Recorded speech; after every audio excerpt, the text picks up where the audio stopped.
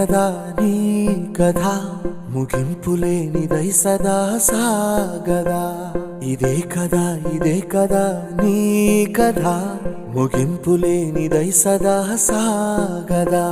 నీ కంటి రెప్పలంచున మనస్సు నిండి పొంగిన ఓ నీటి బిందువే కదా నువ్వెతుకుతున్న సంపద ఒక్కొక్క జ్ఞాపకానికి 100 ఏళ్ల ఆయువుందిగా ఇంకెన్ని ముందు వేచనో అవన్నీ వెతుకుతూ